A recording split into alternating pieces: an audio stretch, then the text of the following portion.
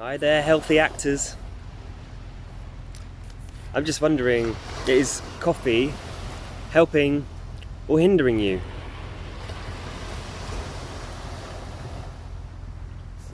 So, when I was relatively young, there was a point where I became very interested in whether our habits are dictating what we do or whether we have control over the habits and addictions to things. Because I thought this was very interesting and intrinsic to healthy actions. Because we can get addicted to anything. We can get addicted to, whatever we think is good for us, subconsciously or consciously. And even bad habits can create good responses in the brain. So we're talking about neurotransmitters and hormones here that have a cascade effect on our system and make us feel good, and then we move into maybe putting ourselves down for having this bad habit, but it made us feel good in the first place. And so what is it about habits and actions that are either dictating our lives, or are we creating our lives? The reason why I'm talking about coffee is because it's an easy one for people to say, oh, I use that to create energy. And, if I want to wake up. And why I'm saying about whether it's helping or hindering you is because we can obviously do too much of anything, but we can also do too little of other things as well. And so when it comes to when it comes to questions around health and healing and all of these things, there's so many factors. Cut out there for a moment. When it comes to these questions, there's a lot of factors to consider, which often I think it helps to open up more questions, because it's an individual process of whether something's affecting someone or not. So when it comes to whether something like coffee is helping or hindering, I think there's a lot of questions you can ask. And so what would you say to, why do you have it? Why do you have coffee? That's a basic question you can ask. How does it make you feel when you're on it, when you're off it, as opposed to the feeling of wanting it? Because they're three different things. There's the desire to have coffee, there's how it makes you feel whilst you're on it, and then there's how it makes you feel when you're not on it. And so it's really worth, I think, asking those questions. More questions you could ask are, do you feel you can live without it for a week? Or days? Or a day? We need air, water, fuel, and nutrients for survival. And I just think it's worth considering that coffee's an option.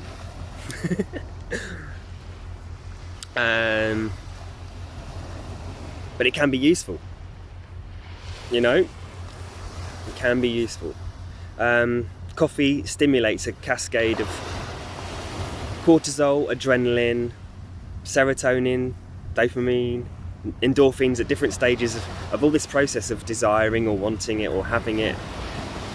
And these are all great hormones and neurotransmitters that help us get stuff done, in small spikes. But it can leave you low at other times. And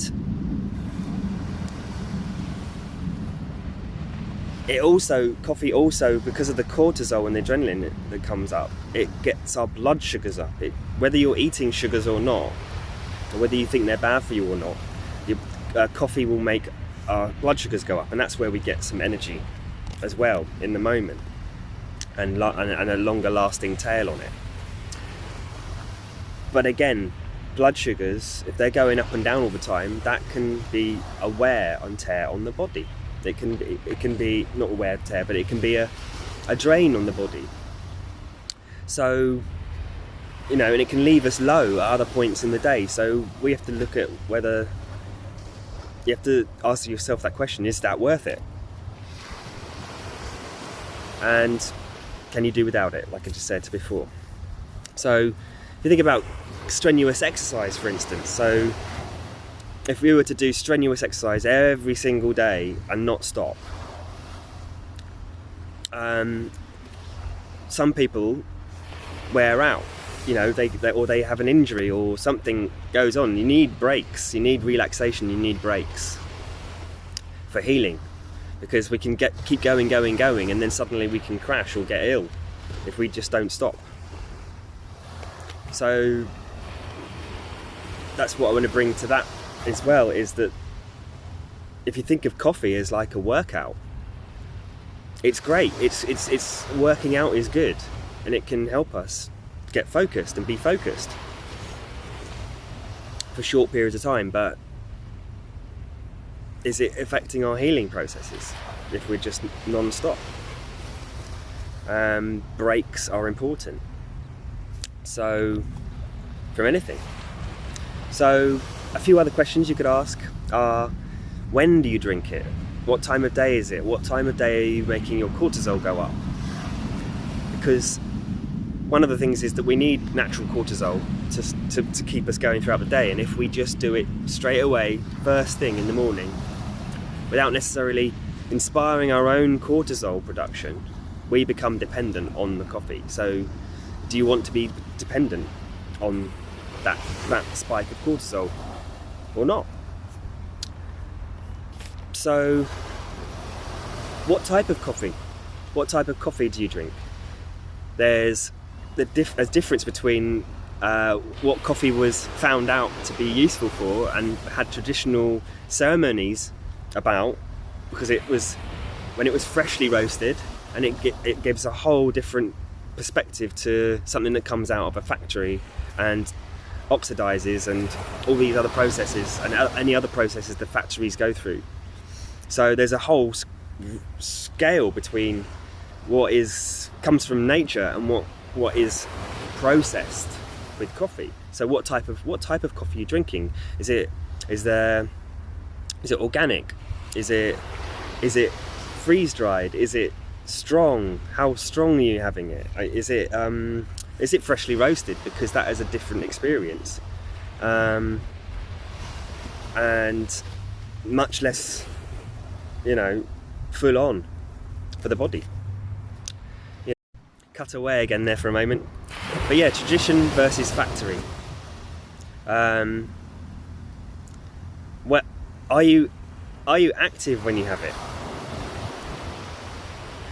Because are you active when you have it? So we're creating all these good chemicals that are designed to get us moving, but are we being static?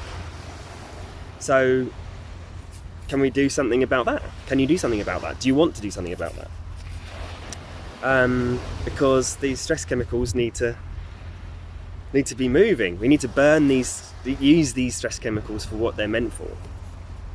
And they don't want to be hanging about the body when we're not using it. So think about them, being active.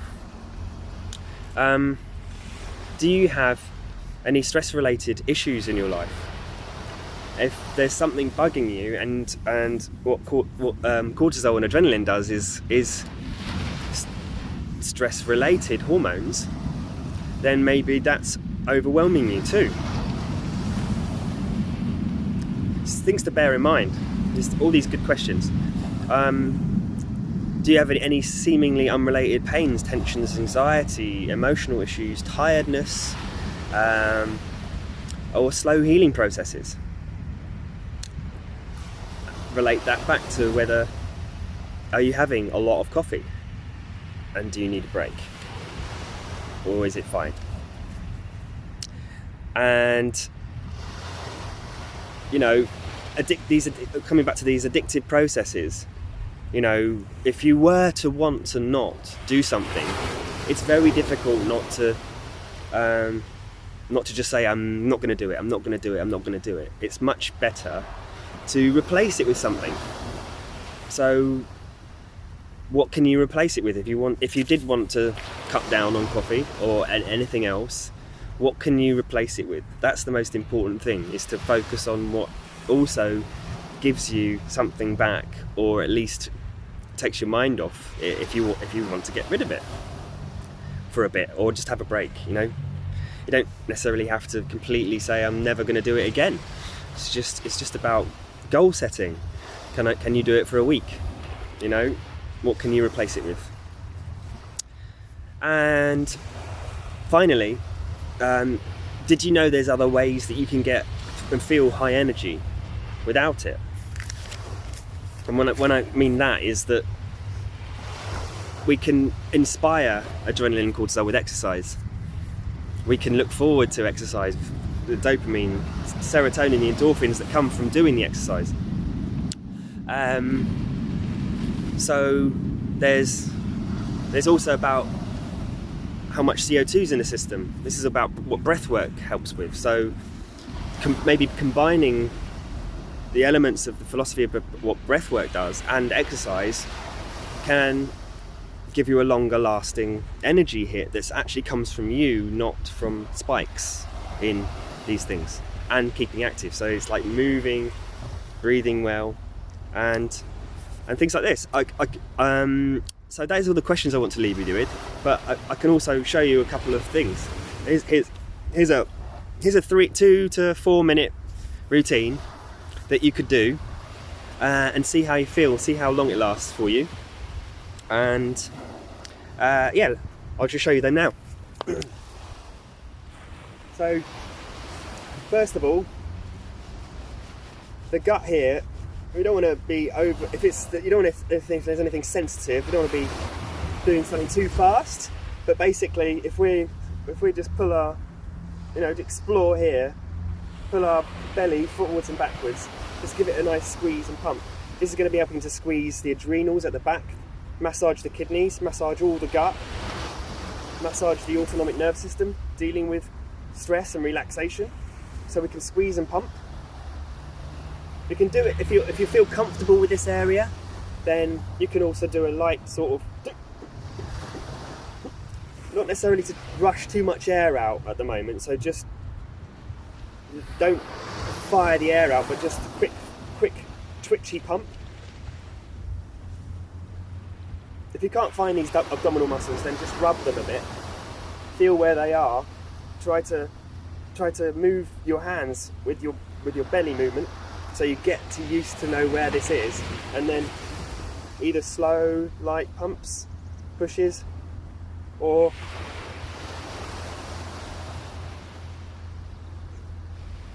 and I call it the mouse breath, so it's just tiny, light breath.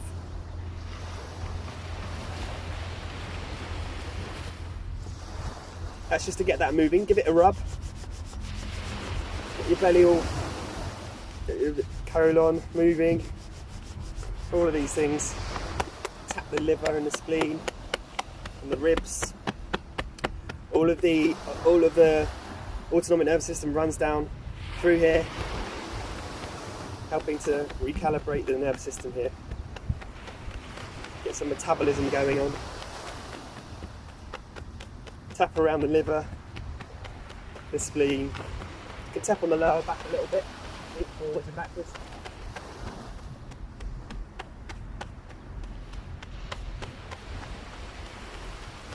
Notice what muscles are happening when they're turning it on and off. You can go into the muscles, or you can switch them off and go more into the tendinous areas. And a tiny bit of a shake off. Just bob and shake. It's been about 1.5 minutes now, 2 minutes. There's vibration, clear the lymphatics a little bit. And then, how about this one? So just allow the arms to just flap against us.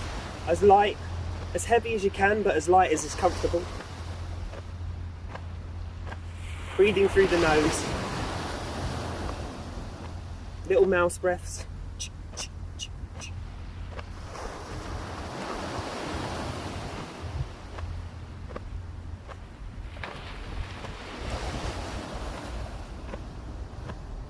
It's been about another minute.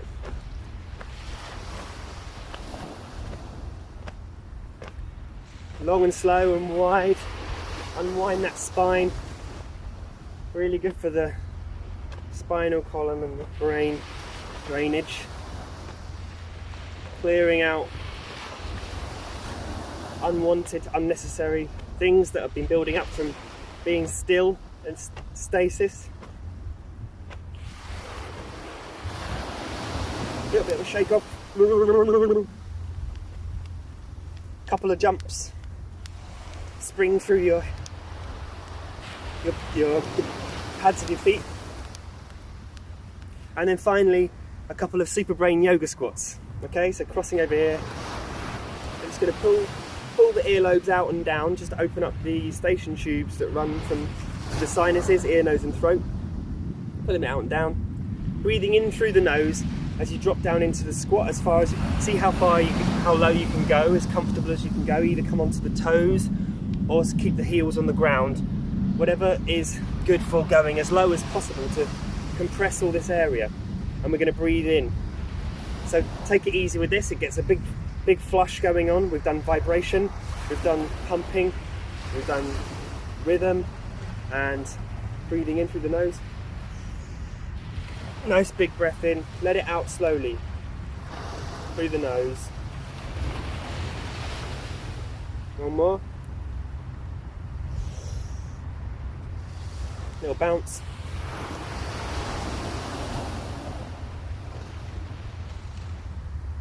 And again. Nice big breath in. It squeezes everything inside. We're compressing on the outside. Creates a big fluid drainage, so just take it easy. You can go with as many as you feel is good, but just, if you haven't done those before, just only do 3. I'm going to do one more.